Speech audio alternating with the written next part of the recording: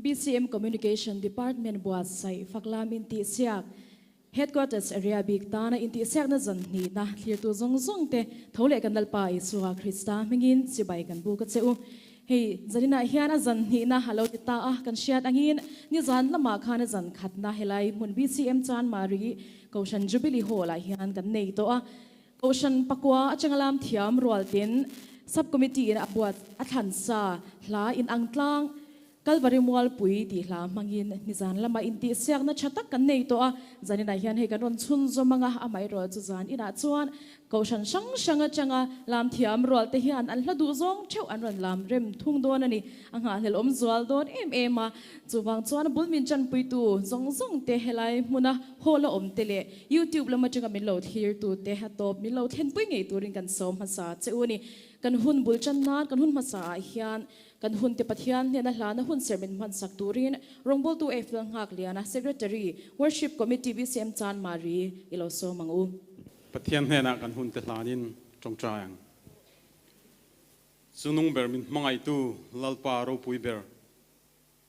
zanina hun thale hun lomom tak mai I khoi na wain min chantir le a nizan lama BCM Communication Department ina faklam Intihsiak abot sai headquarters area big tana headline huna hun kan bot sai te tluang takin mang thein I khongai ni min kai fuaya kan lom hle ani ti chuan zaina hian headline huna hian Zanhnih na Intihsiak na chu nei turin kan local khom le ta nang kan hne na le la zaina kan program zong song te hilalpa nang ma na bul changin a top thlengin min ruai le la nang ma fakna lalpa ke ma ni na sale zuala min thlen saktu alonia lalpa tharau lam nun thleng po alalpa ko phan te tan mal som na aloni hi kan du ani ti chonal pa heng Intihsiak na mang hian I ko than ho te nang ma fakle choi moi na lama ma kan son zel theina turin heng kan ruam man na te mal min som sakla ti chonal pa na sale zuala nang ma faka choi moya kan theina zong kan chakna zong kan rilru zong hilalpa nang ma fakle choi moi nana mang thei turin heng kan hun kani mani hilalpa I ro pui min man sakle che kan hun min fuai min pui le la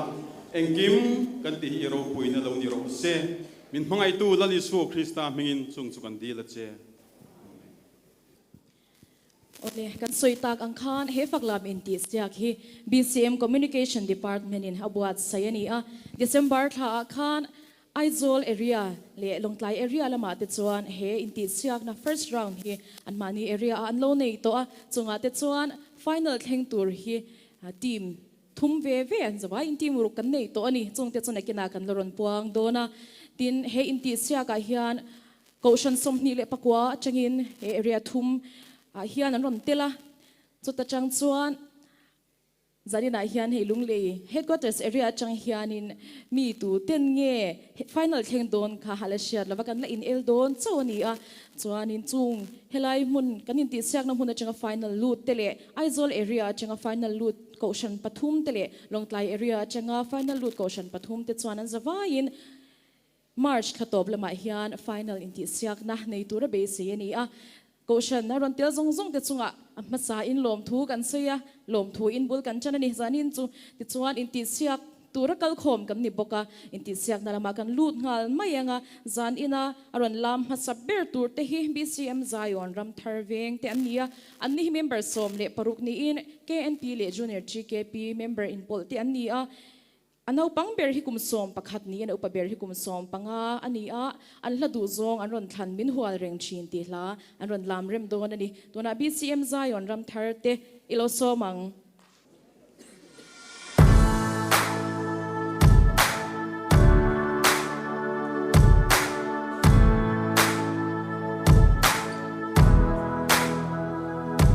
kadinale hi alona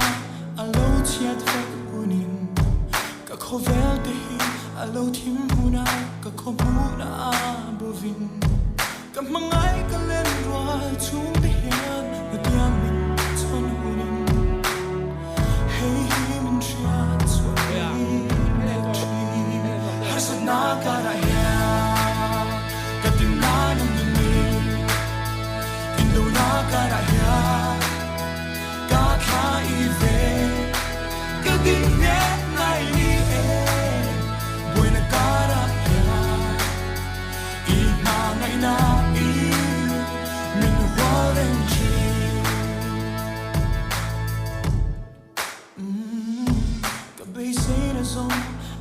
kia na rin na aboniin kalau dua lok chim lim na ten kian zaen rel huni lungai na mi kui le nat na in min buai ni iswa min in so na kamu hasna karaya katina ni indo na karaya katha ive kadin he nai ni e buena karaya I mangai na I min waren chi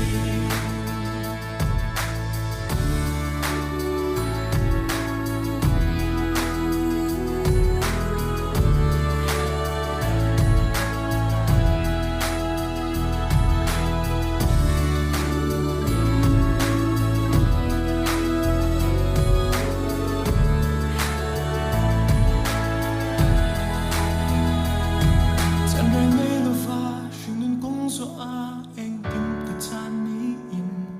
Cả thấy tốt so a Lâu na cara Mga nga ka room line Thì na thiên min ka Lâu sara Ka mga te an lia min Ka rin chan ber So nam ini Ka rin nga te Hasad na karahya Katina na ngini Indo na karahya Katha ive Katinge na ini Buena karahya I mangai na min huareng chi Katina na ngini Indo na karahya Katha ive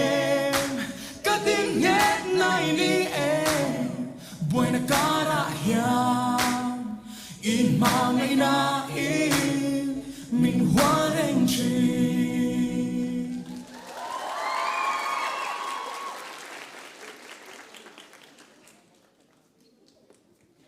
abul chan tu ten an zir nge ni zanin chu pawra ka van nuam chodon em midang lam laia ko shan dang ten an el pui te ani ti shereng chunga hlim tak mai an lo au phur kha hu avan nuam em avan ko shan zia em tiru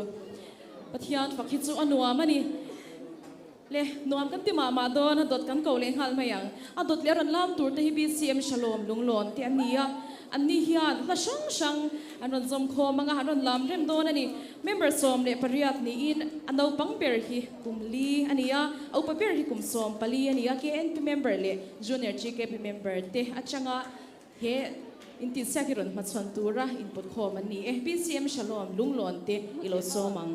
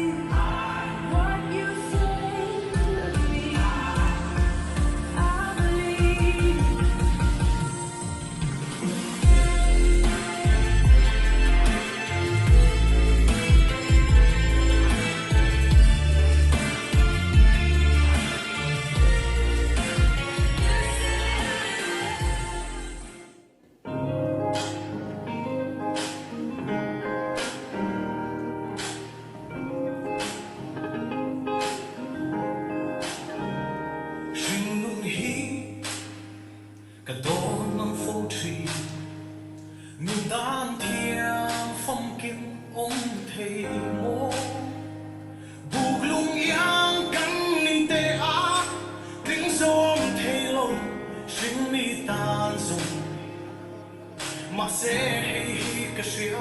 cross trong mình thì môi tu cà phê na cả thiên chân nát kín oh now don't về đây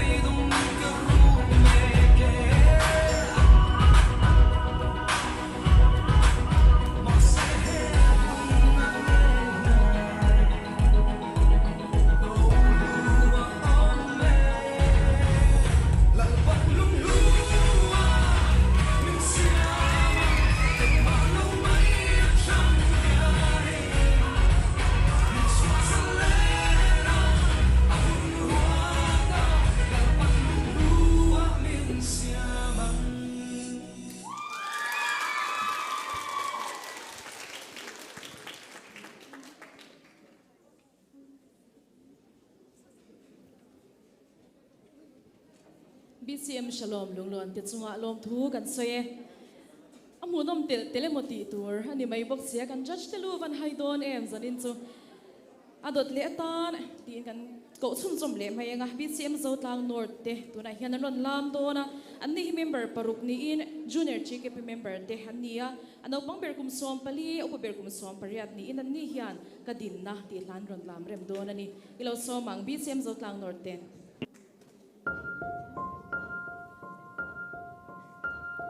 Hello, hôm minh minh trong phố trì, tu na hai chuan ca rẽ thấy lo, rin leo lên min phần na, mang in ca ruma, ca zong roi che la.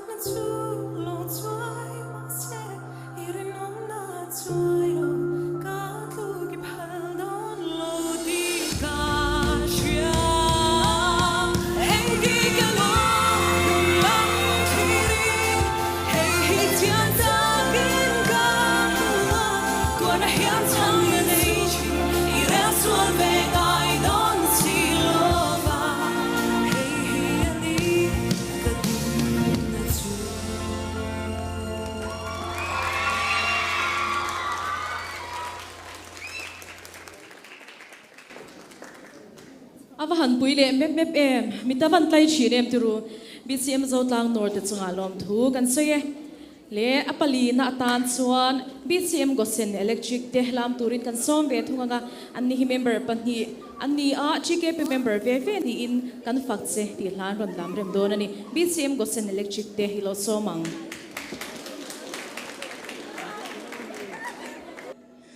van tek hian i ro pui an shi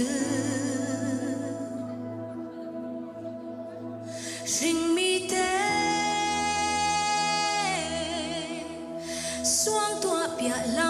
ma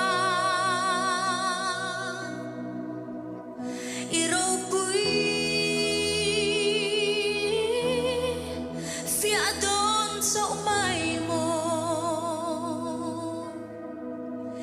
eng meu nghe ani iro pui dan hi ilam kan lo hoi na phak tu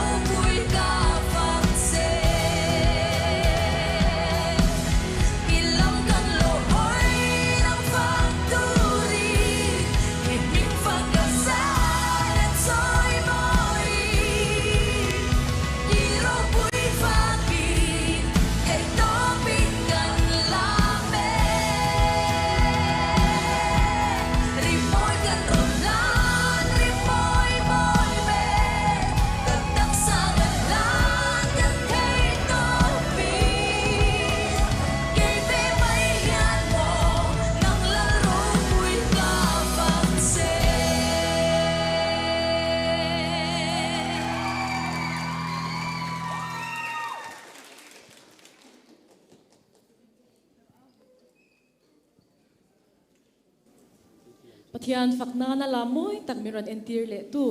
BCM go sen electric veng te chunga lom thu kan soye adot le ta na ronlam tur te hi BCM lunglon te ania anni hian karin chan ti hla ronlam rem donin member paruk ania KNP le junior GKP member te ania anau bang ber kum som pathum au ber kum som panga ni in moi takalam turin du sakna kan hlana BCM lunglon te hilo som ang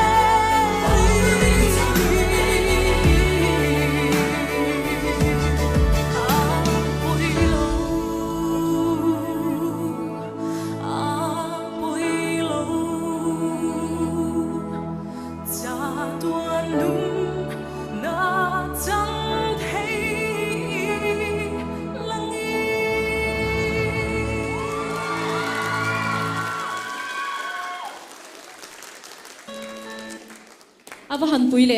em tiru BCM lunglon te chunga lom thu kan se le dot le atan aparuk na halo ni le tareng mai avan khamom lo chin em ตัวนั้นส่วน BCM electric เวงเตะกันส่งโดนงะอันนี้เฮียนกันปาร์เวดอนตีหลานรุนลำเรมังะชีเก็บ member เวกรุนลำโดนิน member ปังะอันนี้ BCM electric เวงเตะโลโซมังอู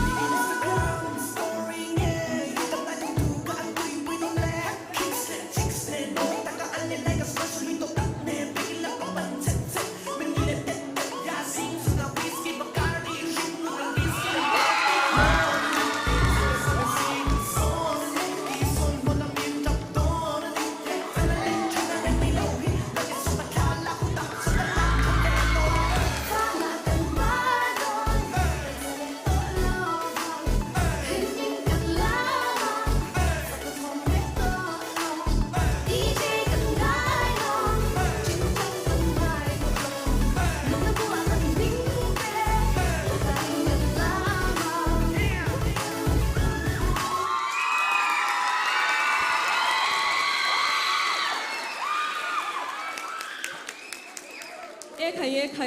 ก็น้องเล่ไทยโดนเล่มเล่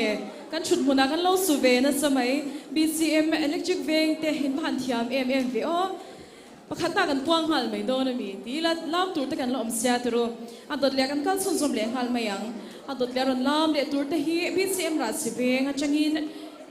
KNP member เลย junior GKP member เตะอันนี้อะ member ปักวานี่อินเอาปังเบอร์กุมสมปทุมเอาไปเบอร์กุมสมปังอันนี้อันนี้เฮียนกันฝักเสกตีหลานรำดำเริ่มโดนนี่ BCM electric เวbis มิลางไงตามบุละ BCM รัสเวงเตะกันสมาดูสักนะกันหลานเสอุนี่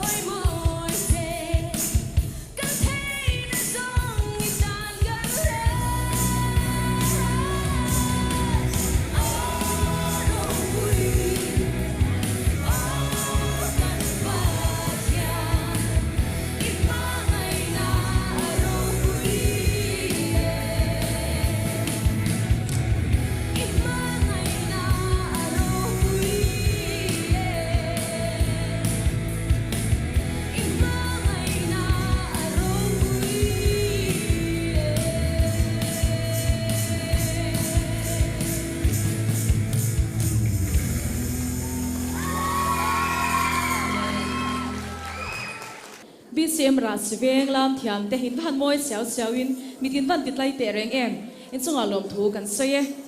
adot le hian BCM ram thar te kan so manga anni hi member som le pani ni in KNP member le junior GKP member te ani a ano pang ber kum som le pani ni in upa ber kum som pariat ani a chani na hian van in ti hla le mangai ram nuam ti hla ti hanon lam rem don ani BCM ram thar te ki sak na kan han so ni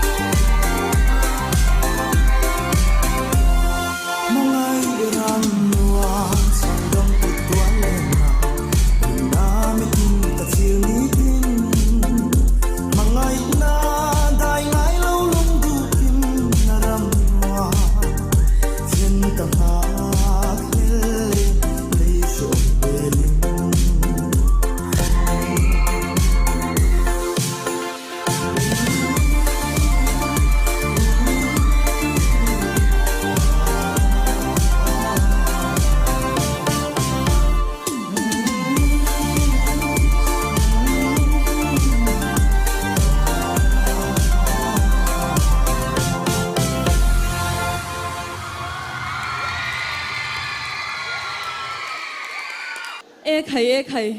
an si ka telve ma yawan sak om em BCM ram thar te lam thiam in chunga lom thu kan se to na chuan zanin Intihsiak ron lam hnung ber tur kan ko lo hun le ta reng maya hun avan rei lo du em turin kham lo em atopa kan savai kan lam mai don em niang kan lam mai the nia o le tu na chuan zanina Intihsiak na ron ma chon hnung ber tur BCM Ebenezer Zobok te kan so mga ani member pali junior GKP member vek te ania khongai na makmoi le tu om ti thlan ron lam rem don ani BCM Ebenezer Zobok te hilo somang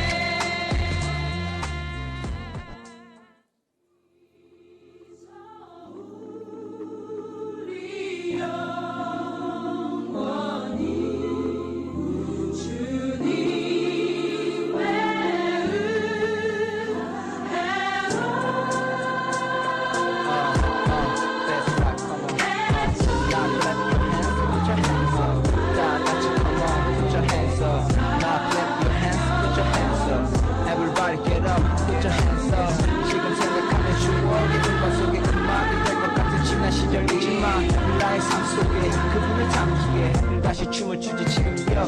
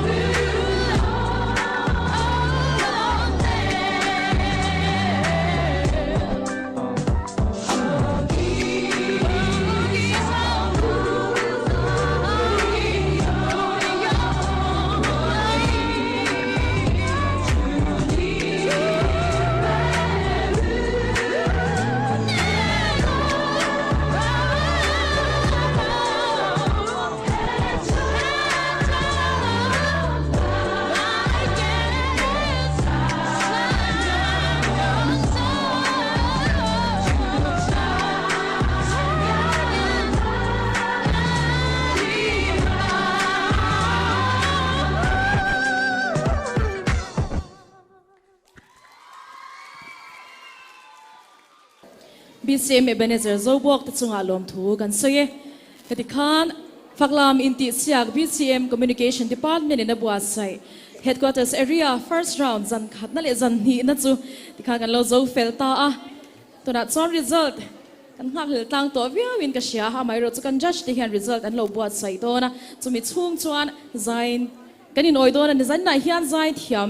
mai zai tur kha kan neya a chen ti chuan kan shelok to me a mai ro chu la soi du lo kan khek khal kha nia ron lu te kha kan lo mu kan lo che de o hak kha ka to na chuan Jonathan lian na zai turin kan so manga le a surprise to him a surprising le zual Zanhnih hian Zanhnih min nei sak don ani atang in la shot bele duem Zanhnih na chuan ama ina ron zai don lo englange sakin rin engmo tu nen a ring lo ka sha thei lo tu nen mo niang kan sia le Jonathan lian na kan so mga Zanhnih min nei sakanga tin apahni na hian Joseph Uncle Joe kha haron tel ve don bakani Jonathan lian na zai turin ni lo so mila kut begi ni lo lomang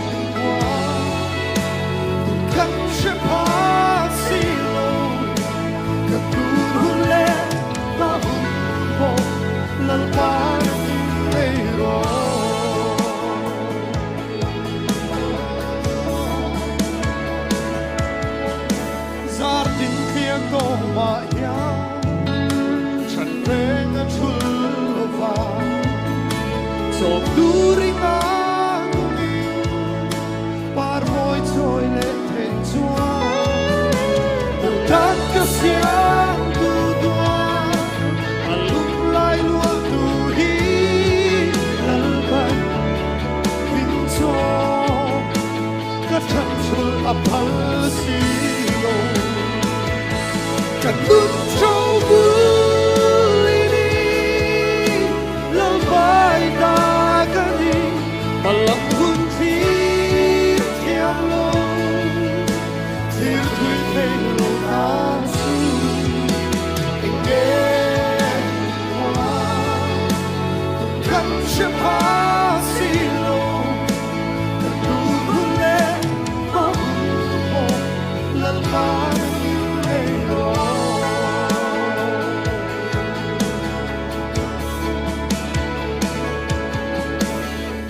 qua lại rồi mà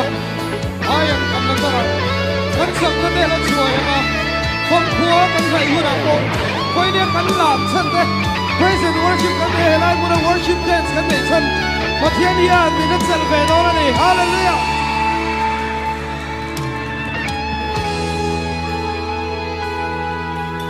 vang lại ra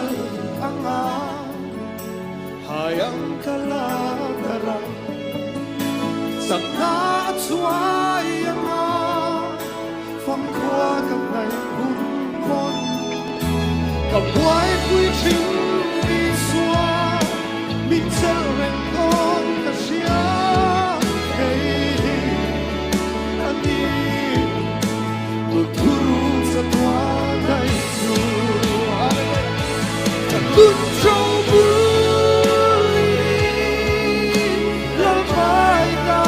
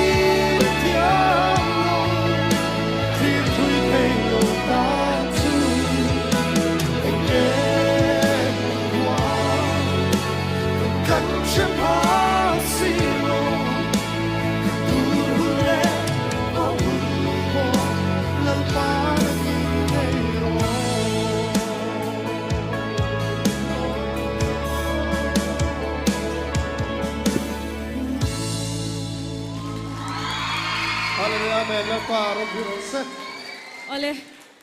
Uncle Joe khao mẹ,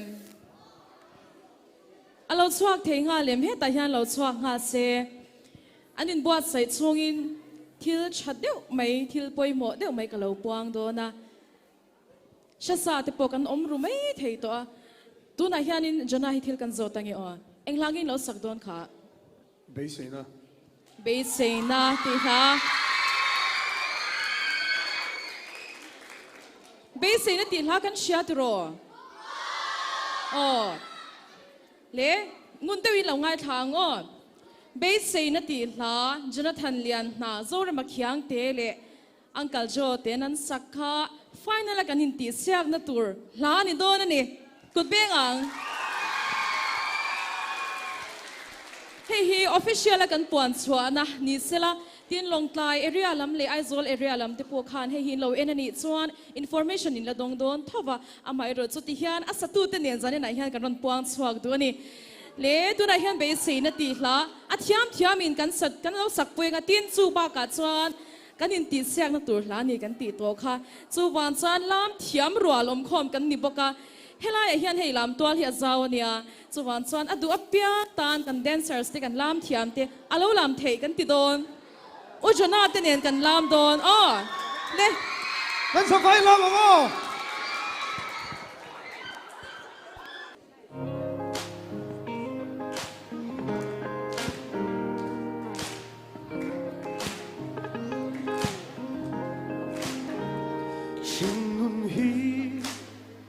cả đón non phố trình mình đang thiam phong kim ôm thề mô buộc lung yang căn in thế á tiếng sâu ôm thề lô sinh mi tan rộng mà sẽ hi cả xia cô sống mình tìm môi tu cà phê na cả thiam chân na kim ô nào đón về thế chỉ muốn tôi sẽ hi hi muốn tốt đi lối thành con sẽ Christa lối thiên đàng cần buổi buổi ya ato pa om sia anh đây lo chuyện cho bé Christa sự lâu ngày ta về xin không mà sẽ ta về xin na cần thì một ta cho em mà mình xoay xoay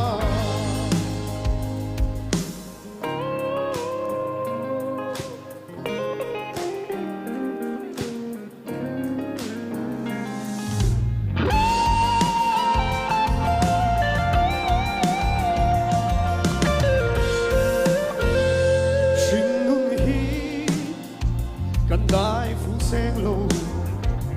mà lắm bên lộc thấy xí lô chú thiên lung uy ru mà trao thủy nắng lệ cây rong cắn chắc lô thủy mà sẽ y xóa ông ama sa mà gió xuân lệ cây biến sel ren thủy rập băng mang ai cao lâu mang ai tu sẽ ôn là một mùa cát thua một cái kia anh lại chịu cây cát kia là đi nhìn vào ai anh cà phê lâu nay này bắt bắt cái chuyện đi xua cái chuyện cái ta đã điệp mà đi hey thiên là đi có cái gió bốn cái sân lâu đi điệp cái nề nào ôm to chính đừng không cái gió xua đi bay đông cái đi anh xua anh mà sẽ cứ sa thu cái con đã tin là không cho anh là mà sẽ ôn là gì hey mình không có cái nào thu cái nề đâu anh cũng nào cái đi mà thu lúc cái gì cái tí xa xua là sao mà kém cái đi kín tay mình mà bằng bằng bằng cái đuôi này mình có Christa luôn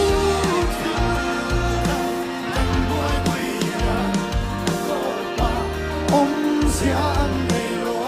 ô nào tiếng được tiếng không ô nào đón về thế chỉ muốn tôi sẽ hi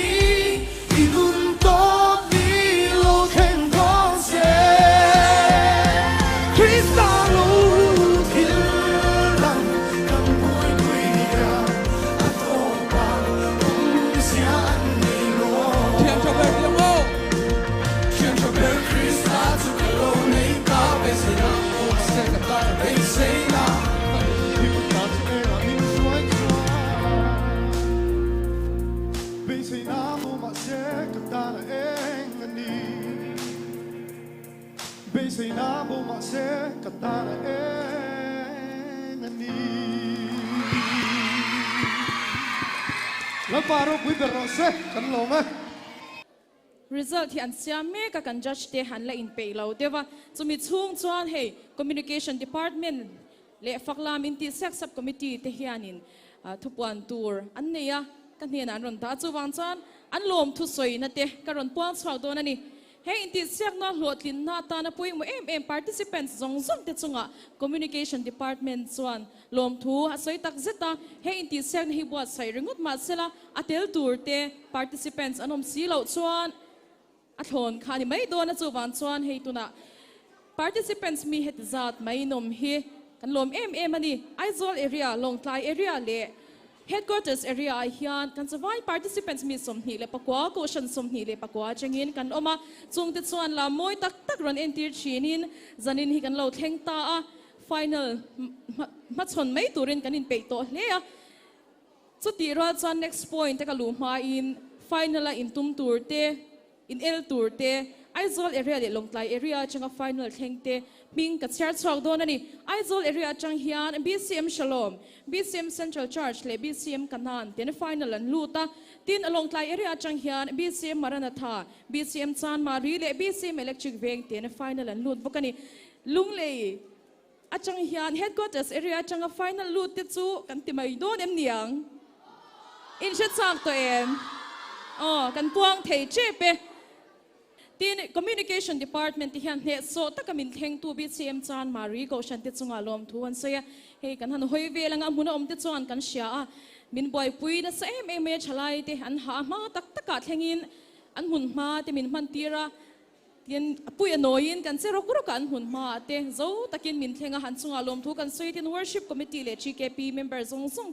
an ha em han chunga lom thu kan soi bokani tin kan judge te pi bet si te tlangwarin sana te nula de zi te min endik sak na lom thu kan soya a fair viau don bokani an mani pon du sak zong po kan nei thei bik lova chuwan chuanin fear takin an endik tura nga yang tin san inar moi takaron zai Jonathan ale Joseph ati chunga lom thu kan soya intel lo chuan zanin hian nuam fam kim don lo ti chuin han zai che khana shat mai in ka sha an chunga lom thu kan soya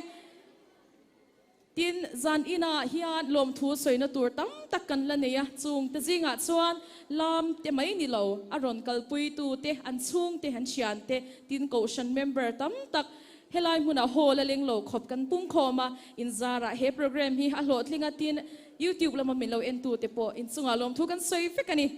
le result kan shet chak to in ka sha amai ro chu kan puan ma in kan judge te kam chhuak kan ngai tha anga an ngai dan te soi tur tam takan nein kan ring an hnia na hun kan hla nanga atumi ron soi ma saber don ti chon mani na nin siang kan judge te kuta hun kan hla ne hello zanina zanhnih i audition kan han nei le an ni zan lama khanin common song mangin inelna kan han neya in ni zan lama te po khanin kan sha tang khanin headquarters atanga common song an than kha Missouri ram takan nam ziarang lang mai kha ani a tin kan lam dan po amoi tlang mai than kha har sa kan ti to kha tin zanina zanthina mani on song choice ke mani hla du tak mai kan han lam chwa pui le kha nga te po khanin than kha har mai a an zawai mai khanin in choreography in dance routine kha a step kha amoi vek mai a chuan chu ba ka chuanin ni zan ai chuan zanina chuan stage ha khanin kan tlang nelin ka sha mu khan ni zan ai chuan anwam ma in zawai in lam thiama in moi veka tin in dress ni se biakin chunga lam pui tlak vek kha ni a khanga khan social tur pakhat ma ka nei lawa amai ro chu kan lo en digdana tang chuanin danglam bi na te in lo nei na anga te in choreography in dance routine te kha kan lo en berani a chuwang chuan zanin hi audition ani boka chuwang chuan zanin a hian a bikin BCM enge caution ping pani kha soilan ka dua a bikin BCM Zion le BCM Zautlang North kha in thiamin in cha meya ti kha kan soi do a ole BCM Zautlang North a bikin in hlathan a cha a thu a cha ma in lam lai phe kha chuang ka hnuk he alo ul na sa ani in lam phang ka ri ru a khoi tak zat te kha kan soi lang ve do shim shim ane ka lo me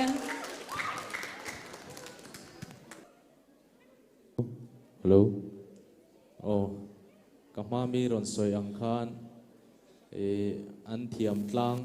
lom le viau maya zan masalam ang bokin zan masalam kanin ti siak na kachu lapak khat khakan manga kan soi tongin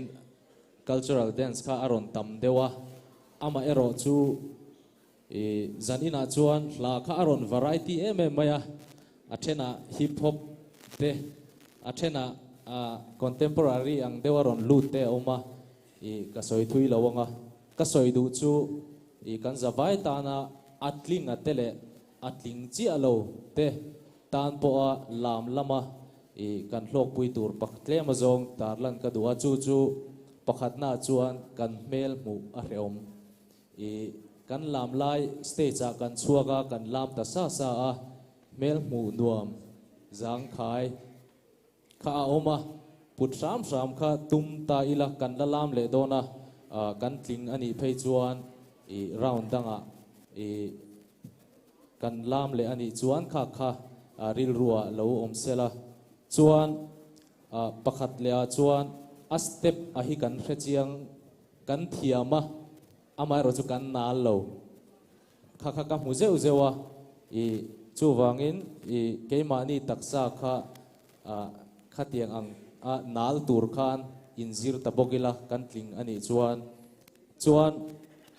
hla kan lam dan step pakhata kan lam dan stepa ahla kan ngai that tok lo ti deu na kan ya achan chu kan hi kan pen ara in tarang le kan program angin faklam ania e lam dan move le step te choreography chu atam lutuk ama ero chu faklam ani chuan mu kalau be se ve chu beng kadrong min lo the thiamula beng ngong poina a ena a hria thiam thei tur music rimi alo tv kan enani po enge kan soitum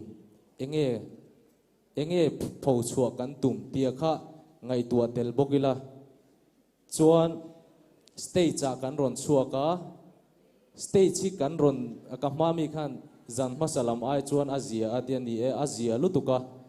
ama ero chu ka du ain kan latta nei lo ka tiani e chu kan round dang kan lo tling le ni chuan e stage man kim tumila alaya emo in hor khom ringot lova he tilai akil thleng po mipui lam thleng po mang thei vek tur khan e kan choreography te kan move te kha ti zau tumila ti kha e thahnem ngai na nen karon soi anie kalome okama judge zaung tak tak te lo soi nual to amar zu zaina hian hei zanin ba ki han comment na vak khun khom to lo mai theya ke po soi tur tam takania e ama severa chuani zala ma po ka soi to zaina po kan dress sung chang kan uluk viau maya mu shiom biakin chunga le ocean program a po mu shiom le mu nuam lo tur anga in sei kanom lova khar ngot po zaina po khan a style dangin kanon in sei le chewa mu annuam mema khar ngot khanin khami te ngot po khanin mintilom venga innal mema participants zong te kha in la mai bak ka khan in dress atang ringot po khan mu in nuama pathian faktu in ni ti kha sha ta kha alomom ka ti mema tin zaina hen lom mem ka ti chu tunlai khovel he lo changkang chho zela tin he program ina abuat sai chan poni ingshia ama chuan han ti veng nia lila kan lam ve thin lai khan ken pi kan ni lai te kan han lam lai ka chan sa phla bak lo ka chu lam pui vak tur kha kan shelawa heng shout to the lord ti te lord I lift your name on high tiang chi te kan lo lam pui na se mema amai ro sa zaina khan kan mi zo hla mang nge ya fakna hla tha tak tak manga khatia anga pathian fakna lam moi tak tak in ron show theya kha pathian hla mi zo hla fakna hla ama kan son zia aron dilang chiang emema khang kan mu khan alom ka ti in mi zo hla fakna hla abikin ma kan son hle a lam na tur hla tha tak tak zaina khang kan mizo hianin khami konga khan ma sona tam takan lo nei to ani ti aron chop chhuak aron ti langa kha aro pui ka ti a mizo hla mang nge kan han lam thei kha a hlu ka ti a chu kan ron soi lang du a ni zena ka chon ni na taka chon judge khani lo tai la enjoy zong lo enjoy kha ka cha ka ni chu mi om zia chu in zawai khanin lam tha in lam na la amoi ma chuwa chin zawai kan thiam lo bi khi nom lo in mak in thauna poi chete te mak ni khat lek ani ati kha kan soi lang le sham du ani I chuan in poi mo pakhat lam tur te zaina tling te le tling lo te poina kan lo shiat tur atan redeem ngai poi mo chung chang a han khata han ma son kan ngai hleng ka shia a he faklam lam ani mio vai music tel lovina lam theilawa chuwang chuan a bit chata a bit en bar te tin a tempo aran zong khoilai khang ya saknat na a hla thulam mila khatiang te a ridima kan tum chat kan top chat khatiang te kha ngai poimo le zwal a thaing ka shia a khami kha kan vong chat the ani chuang kan lam ka tun aina sale zwalin a hmu nom le zwal don ani ti kha kan soibok ani tin kha zena genre shangin kan ron lama abikin BCM electric veng kha kan soilang lo theilawa an style kha aron dang an genre aron dang de hlak boka an hmu nom kha ka ti mani ti kha kan soilang tel du ani ti chuanin facial expression chung changa poni zan ain zaina khan ma kan son hle maya kha chu ตุนไอ้น่ะเสลจวละกีปับเซลตัวขันเอาสับตรงกันพังไม่งะเห็นเช่นที่อันวิกเทว่ากีปับเซลตัวขันกระดูดเซวะเมลิมซังอัทุมิละกัน facial expression กันตีค่ะขันนัสสักตะกินมินเอ็นตูเตียนาอัทกเทอันนี้ตีค่ะอัทรกันเชียดเลยง่ายโอ้อาศัยโดนลุตุกอัตอมนับเบระชวน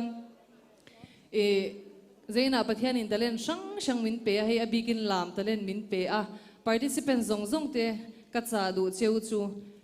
เกมมาเนียอัดชับเบอร์ฮิปเทียนตานอัทรินิลานเซลังโอตินตอบกันขารังเอกะโลเมกันจัดเตจุงอารมณ์ถูกันเสีย result กันเช็ดจากตัวเองเฮก็ต้องรันต่อแม่ก็กุตาเฮียนออกมาเรจูเฮติฮันอินซุยทับปะเก็บปนกันละเชบีกลาวะตัวนายเฮียนกะฮงงะงุนเดงมีเราเอ็นไม่โดนเฮียโอกะฮงไลเฮียอ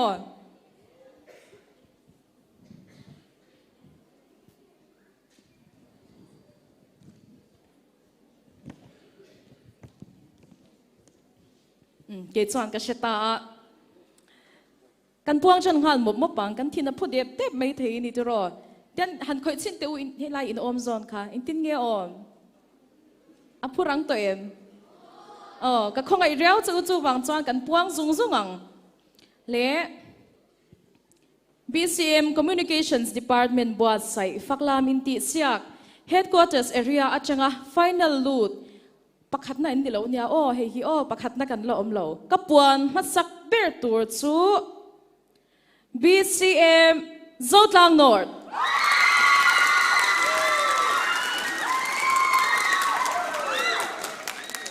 เละกับปวนเละตัวเด็ดจูกันอินริงเอ็มตัวตั้งอินรินตัวเดโมอันดีกังเห็นมองงุนเดวิลลงไงทารุอ๋อแต่ BCM Zion ก็ฉันเดเล่อดดเล่ตูรตันยันตูเต็งอินรินเล่หันริงชินเตอุกับปวนเล่มาอิน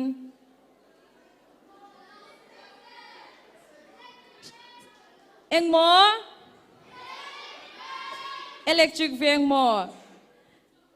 อันนี้เงี้ยมอ๋อเล่อดดเล่ตันกับปวนเล่ตัวแต่จู BCM ลุงหลอน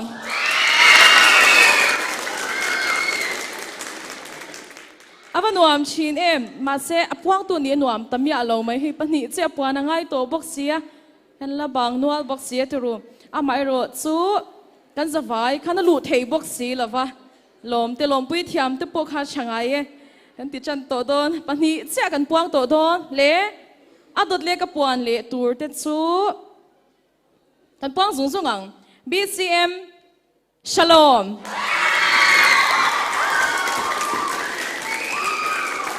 ประคันเจ้าอมตาเละกันละปวนโลซ่งแต่ใครติ้งเงี้ยกันอมค่อยคงไอ้ตะกินริงตะวินหันเอาลูกเตียงกันสบายอิน one two three อ๋อที่ข้างอินหินพุ่นนั่นสจวลปุยเตอินทอปิกลุตุกตูแต่กันตีเรตีลูกเจ้านี่ค่ะเล่ BCM Communications Department บวชใส่ฝักลามินติเสียก Headquarters Area จังกับ Final Loot กับปวนนุ่งเบอร์ตัวเต็ดซู BCM Electric Vein BCM Zoltan Lord BCM Zion BCM ลุงหลอน BCM Shalom เล่ BCM Electric Vein เด็กกันลงคุยเจ้าว่า Final อินติเสียกนัดชัดตะกรันมาชวนตัวรินดูสักนักกันหลานหัลเจ้านี่เลตุนายเฮียนโลมันกันเซมโดนะจันนี่นายเฮียนี่มีตีเราดานังเดวินอัดลิงเวลเราแต่ส่งอินโลมันนันดงโดนะนี่ตัวนักกันปวนตาโกชันปังอาที่ขัดส่วนอินติเสียกนะอันละมาชนชุนจมเซลโดนะตัวนายเฮียนโกชันปลีเตโลมันกันเปโดนะคงไอตะกินนะโลมันค่ะตัวนายเฮียนโลมันมินเซมสักตูริน Communications Department BCM กัน Director Reverend Dr. Lazar Liana Stage เฮียนเราเช่าเซ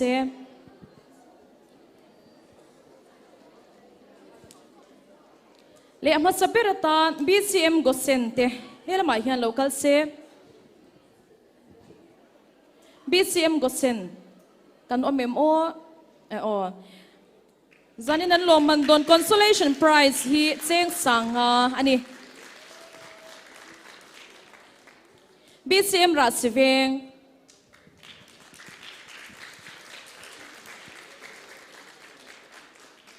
ริงเดวินกุดกันโลเบงเซลโดนเนี่ยอ๋อ BCM รัมเทอร์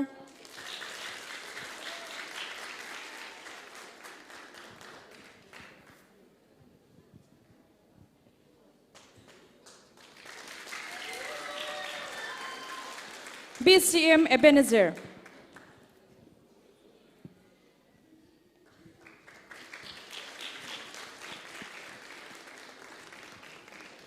tin kan zai thiam te tlangwal Josepha kha omem o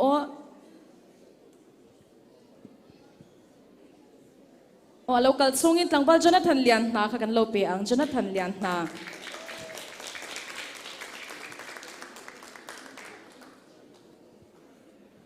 tlangwal Josepha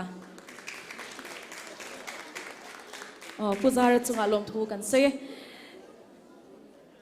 atop lam kan hnai lo hun le tareng maya akhamom lo le maya finala zanina intihsiak turat ling talo zong song te po zanina kan thian te joy om tur khan lo kal le effect turin kan som hal bok cheuni le tuna chuan atop na hun min man sak turin rongbol tu sila ruat puya worship committee member BCM chan mari lungle chongchai turin kan so manga tinani chongchai zo hian kan hun kan ti to panga pon lama son refreshment kan zawai in dai ei tur oma kan chang cheu don nia rongbol tu sila ruat puya kan so me lalpa kan pathian du tak min mangai tu BCM communication department ina faklam Intihsiak first round Zanhnih na chukan lo zo le ta a kan hun pula changa min shoi to na zonga khan lom thu kan hrin che ni chuan lalpa heng Intihsiak na te hi kan drill ru a sheom kan ti na te zalina po result te kan han puanga tling lo te kan omani heng zong hi lalpa nangin min hriat sak fek la eng po ni sila lalpa kan thalai te kan tlei rol te no pangten nangma fakna thinlung tak puwa he hun an man zel theina turin yom puina lai kai hruaina kan dilani tichuan final kan lapa chona heng huna te po hian minom pui min kai hruaile that taka lalpa heng te poi buat sai zel thei turin min tran puyang che zalina min hruai to na zong alom thu kan soye lali so Krista mingin chung chu kan dile che amen